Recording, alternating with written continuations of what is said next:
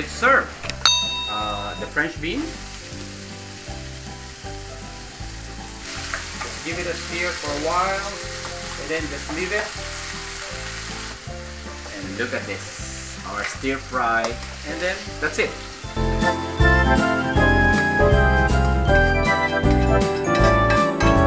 Chicken asado.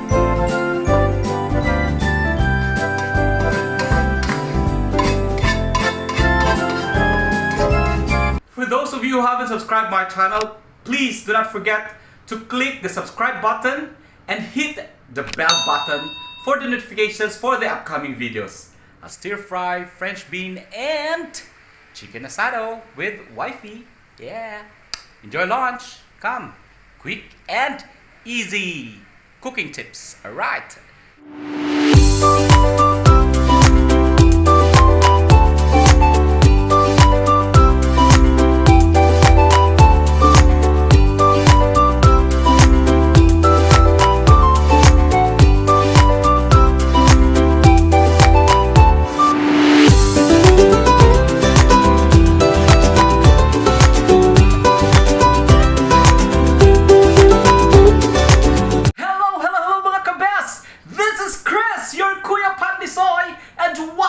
To my channel. Welcome again in my messy kitchen. Right! Oh, it's a brand new episode of quick and easy cooking tips para sa inyong lahat. For all those busy people out there, working professionals and non-working professionals, and you are busy and you cannot find time to do your own cooking, this is quick and easy cooking tips.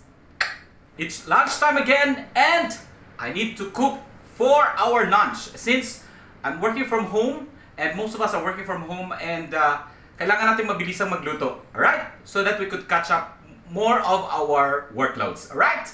So come and join me as I cook stir-fry French beans and chicken asado. Alright? Come! Okay, now it's time to prepare for our lunch. And what do I have? I have chicken and I have vegetables and all these things. So what I did normally is I don't really prepare ahead of time. So yeah, while heating up yung ating pan, so I'll just show you. I just add on a amount of oil. I'll do my meat first. So I do my chicken first. Yan. Tanggalan ko po ng balat itong ating sibuyas. Okay. So, as you can see, meron po akong plastic. Yan. So that's where I put in all my rubbish while nagluluto po ako. So that is to save a lot of time. So, yan.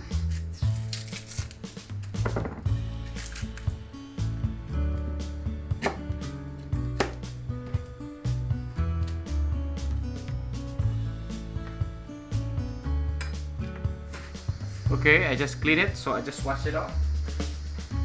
Yung ating chicken ay hugasan ko na po yan. So this is what I do normally. We don't have much time to cook because after meetings sa office. So today we are doing this one is chicken breast, while ang ating onion ay ginigisa pa natin. So we will just do the slicing of the ating manok. Alright, so just give it a stir like this. Looks good. Yeah, reddish lang ating onion. I'll just dump it in ang ating chicken. We will put in some salt. Yes, a generous amount of salt, like 1 teaspoon like that. And then I just add on also my seasoning. This is Ikan Dilis Broth cubes. Okay.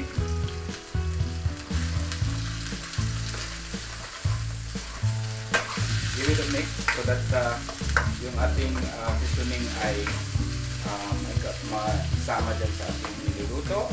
Meantime, I'll prepare my carrots and my bell pepper. Right? Just half of this one.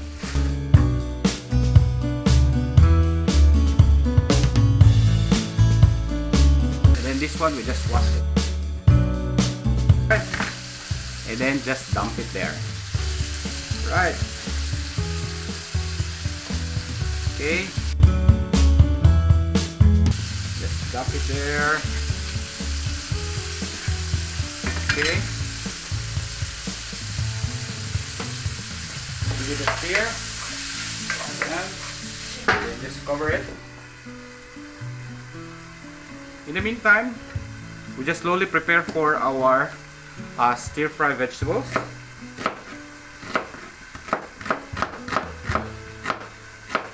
Okay, that's my red onion, and then I also have my tomato and 2 pieces of calamansi. Just wash it off and then just slice it na desired size na gusto natin. And then I'll prepare my this one is French beans or Baguio beans sa atin. Okay, so just clean it up.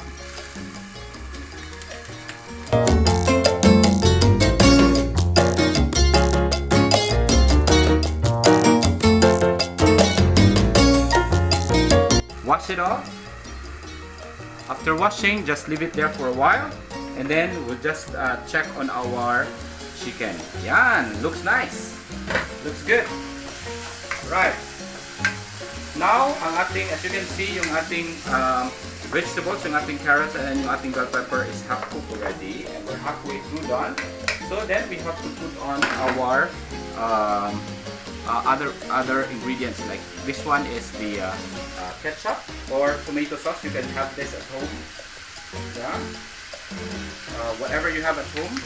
Normally I just use ketchup just for a daily menu. Yan. Yung mga mabilisang luto lang. Yan. This one is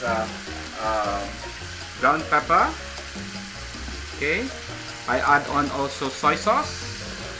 Just a bit. Kasi nilagyan na natin ng salt kanina. Just to add more color. Right. And then oyster sauce. Right. Yeah. And then you just mix it. Okay. Just in case if you want to add more sweet sa inyong asado, you just add on brown sugar. Yeah. For us Filipinos, we normally love to have our asado a bit sweeter. So I add on 1 tablespoon of sugar, brown sugar. Ang iba nito, naglalagay sila ng pork and beans. Yeah, look at that.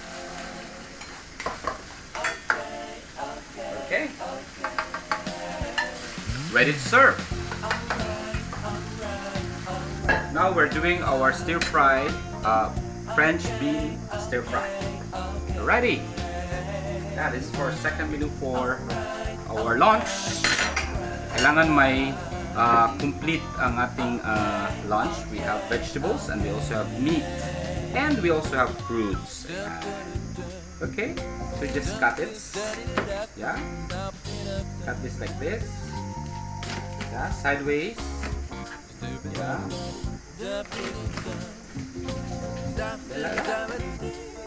Okay, leave it there. Okay, in a clean pan, we'll just add on oil. Just a small amount of oil. If we're just doing a stir-fried vegetables. Okay. Right. Then immediately I just put on our red onion. Right. After red onion, I just put in our tomato. Put it there like that. And then I'll put in my baby shrimp. Yan po yung ating tahog. At the same time, flavoring na siya. dried baby shrimp. Okay. Add on generously. And then immediately I put in a ground pepper. And then just give it a stir. And then I add on the French bean.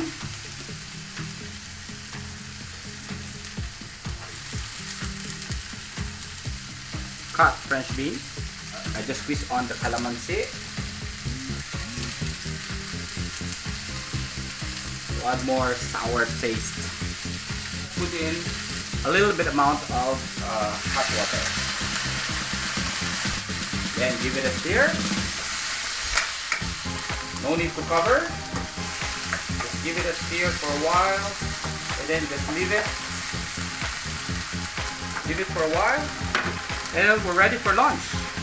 In the meantime, you can clean your working area. And look at this. These are all my mess, my rubbish earlier. So I just put it in. Easy. So you can just tie it and then put it at the bin. Then wash off your chopping board and all these things. Just wash it off. Give it a mix. And look at this. Our stir fry French bean. So yummy. Smells good. Make sure that you don't overcook your beans. Okay? It took us only a few minutes to do that. In the meantime, we'll just put in a plate. Yeah, for a serving plate. Give it a stir a bit. And then swish off. And then that's it.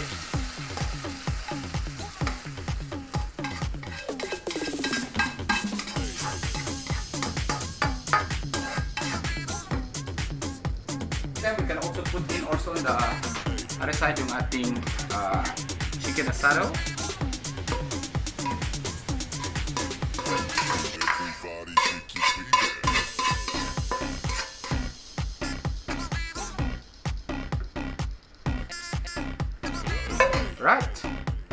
Right guys, we already have our stir fry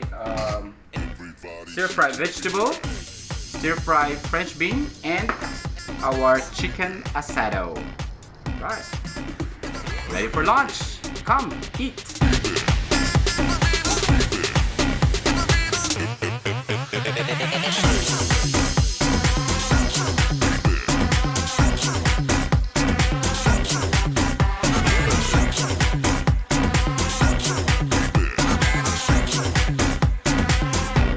Guys, we're enjoying our lunch. Come and join us with stir-fry French bean and chicken asado with wifey. Yeah. Enjoy lunch. Come. Quick and easy cooking tips. Alright. See you then.